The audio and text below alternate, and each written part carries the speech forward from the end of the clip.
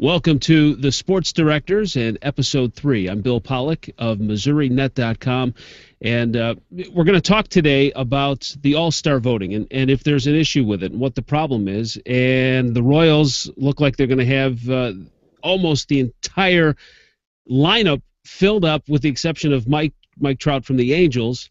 As we're closing in on this voting, obviously they're stuffing the ballots. Now, I'm from Chicago, so I'm used to crooked elections, so maybe this isn't such a big deal for me, but I wanted to bring along some guys who certainly would have some input in this, and we bring along Mike Grimm from the Minnesota News Network, of course, the Twins 2.5 games behind the Royals, and Chris Lepley from the Michigan Radio Network, the Tigers just 3 behind them, and the team that the Royals are playing right now, the Milwaukee Brewers. We bring in Bill Scott from Wisconsin Radio Network. So Ned Yost, the manager of the Royals, said, hey, if you don't like it, if you don't like the fact that there's all these Royals in there, go ahead and vote and stuff the ballot. And so, Bill Scott, I'll start with you. Why aren't Yankees fans doing this then?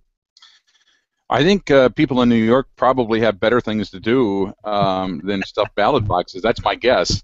That doesn't rank quite high enough on their list of priorities. They've done it in Milwaukee when the Brewers actually were good enough to have somebody to vote in. They stuffed the box in Milwaukee. My guess is they stuff it in a lot of places. But kudos to the folks in Kansas City because they stuff it better there than any place else that I've seen. And they certainly have a team that's many of those players are probably warranted on being on the squad. In my opinion, it's tough because when I grew up a baseball fan, when the baseball All-Star game was the treat of my summertime that I looked forward to watching, there was one or two guys from this team, one or two guys from this team, and everybody had pretty good, almost equal representation, and it's just not that way anymore. And it's because they've allowed all this online voting and all this other stuff. You didn't have that back when we were kids. You actually had to go to the ballpark and you had to fill out a ballot. And they may give you a handful, but it takes you forever to do all the little punch cards and fill those out. So online is the way to go. But that's the world we live in right now, and I think everybody has a chance to do it. And if as Ned Yost said, if people don't like it, then they can get online and fill out the names that they like. Now, one team and one fan base that has to be upset about this is the Detroit Tigers. You look at Miggy over there, Chris Lepley. I mean, here's a guy that should be an all-star, no doubt in my mind. And listen, I'm pulling for the Royals. And I even said this morning, I was doing an interview on one of our affiliates, WGEM, out of Quincy, Illinois. And I told him, I said, you know what, I think that, Eric Hosmer deserves all-star quality. The numbers he's putting up, you look at what he did last year, but should he be starting ahead of Miguel Cabrera at first base? I don't know. How are fans taking this in Detroit?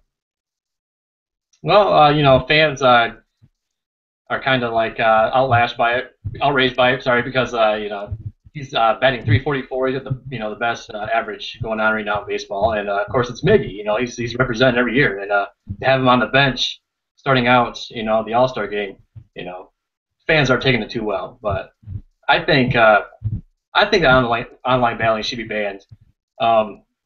If it was any other case, like the NBA or the NHL, where it's more like a fan favorite type of occasion, where it's no defense, but this actually they're playing for something. They're playing for home field advantage in the World Series. I mean, granted, one team makes it, but to be a Game 7 in the National League when you got to have no DH, it's a big deal to some teams to actually make it. So I think, I think my personal opinion, the coaches and the sports writers and the players should, try voting on the starters and have the fans do the bench players and the backup players. That's how I think I'd go about it. But I think the way the Royals are looking at it, or their fans are looking at it, is say, look, we want home field advantage, so we're going to vote all of our guys into the starting lineup, and then when we get to the World Series, then we can say we had a hand in that too.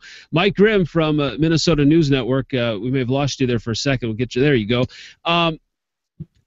How can they fix this, or does it need to be fixed? I mean, this is for the fans. Does something have to change? Yeah, I don't know. It used to be when we did it, you'd do the punch cards, the hanging chads at the ballpark.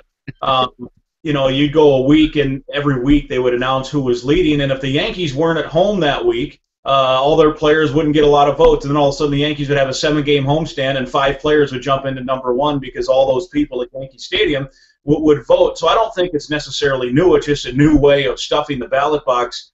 I think the only thing you have to really guard against is there some engineering, IT genius that has some Autobots where some computer, all it's doing is constantly voting for Royals and registering votes. I think in the past there have been some programs that have allowed people to do that, not in this, but in other, online votes and those kind of things. So as long as it's all up and up, I'm okay with it. It's a social, it's interactive, it's a way baseball can get fans involved. I know that the tie-in with home field advantage is the one nugget here that may create an issue. And I also would say that you want to see the best players in the game. I mean, the second baseman for the Kansas City Royals is hitting like 200. He should not be starting in the All-Star game. So, what ways you can? I like the idea that the fans have a vote. If they didn't include, like everyone has something against baseball. If they didn't have a vote, people would be saying, "See, there goes baseball again." They don't even care about the fans. They're not involving the fans. So I'm not sure there's a perfect way in any of this. I'm one of the few. I think I'm in the minority. I'm a fan of the idea that the All-Star game can decide home field edge. With that said, maybe that I think Chris maybe hit on it. Maybe the managers vote who the starters are, and then fans can vote bench players. Or I know that at one point the last several years they voted the last guy in. They put 5 guys up, and that maybe is a way to get the fans involved too. But so on one side of my mouth, I like the home field edge being decided by the All-Star game. And I guess if you tweak it, I'd like to see some way to make sure that at least in general the best players are starting that game. Yeah, and you know what? Here's the thing too. If this were the Yankees, I think it's all East Coast bias. I think the people that are complaining are the East Coast, and I like that you brought up the fact, Mike, that this happened with the Yankees back when they were having their run. If this was anything other than the Midwest, I don't think anybody would be complaining. I think a lot of this is coming from the East Coast, but like Bill said, they just don't care and have better things to do, but they're going to complain about it. So here's what I say you do. Let the fans vote. It's 2 points that I want to bring up. Haven't there been, correct me if I'm wrong, but haven't there been like 30 million votes? Is that right? No, nothing on there. So it's somewhere around 30 million. All right, I'm looking at Salvador Perez here, and he's got 4.5 million votes. So there's another 25 million votes out there that aren't for him. So how much of this ballot stuffing can you have from the Royals out of one of the smallest markets? Here's how you can fix this solution. Have the fans vote, but then what if you say a team can only top out at, say, 3 starters, and then once you get to a 4th starter, let's say it's Mike Moustakas, if he's the 4th starter out of the Royals who has the fewest votes, then the second place guy gets bumped ahead of him. You can only cap at so many players on one team for a starting lineup. What do you guys think about that? Boy, I think that now I think you're starting to split hairs with that. I mean, personally, I think if you're gonna have online voting, then it is what it is. And again, I'll congratulate the Kansas City fans for being more passionate about their team than all the other teams out there are for their players. And so be it. I don't like the fact that if I have to turn the All-Star game on, that 8 of the 9 players on the American League are going to be Kansas City starters, and it's nothing against the Royals. I actually like the Royals, and Ned Yost was a manager in Milwaukee, and I like Ned Yost, but I won't be thrilled about 8 Kansas City players in the starting lineup. But the fact of the matter is, they're fans. It's a fan vote, and if other teams don't like it, their fans need to get involved. All right. Final questions here for my Central Division rivals. Chris, yes or no question, can the Tigers catch the Royals?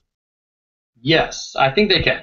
I think they got Verlander back now in the lineup, or in the rotation. They had to send Shane Green down to work on some things, but I think all the starters get their things ironed out, and